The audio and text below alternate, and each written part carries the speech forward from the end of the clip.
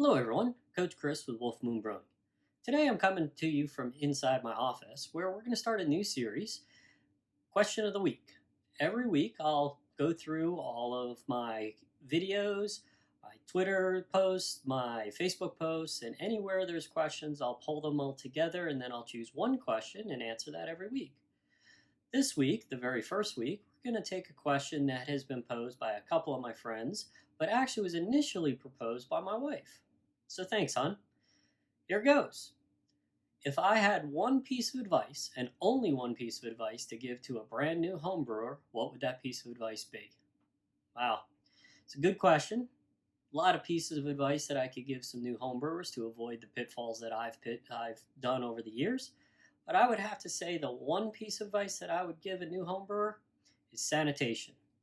Make sure that you sanitize everything that comes in contact with your beer once the boil is done. There's nothing worse than taking all your time, money, and effort to brew up a batch of beer, let it ferment, bottle it, finally get it into the fridge and open it up that night and find out that it's been infected.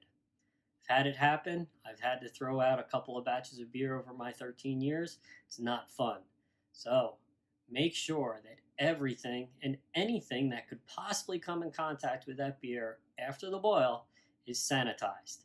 I've used Star San for years and have never had an issue, save one time where somewhere along the line I missed a step in my sanitation. And here's a video showing what happens after you open that bottle of beer that's been infected.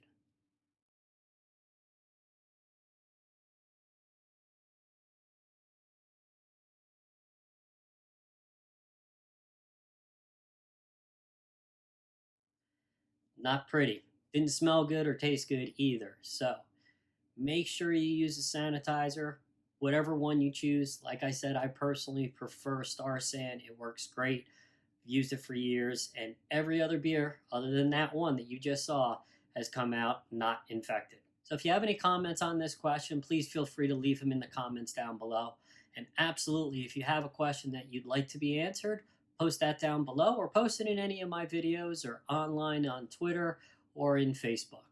Really appreciate you take the time to take a look at this video.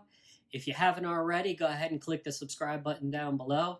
Click the bell to be notified anytime I post a new video. And heck, while you're at it, smash the thumbs up button for a like. Remember, home brewing is really fun, but so is drinking responsibly. I'm Coach Chris, and we'll see you next brew.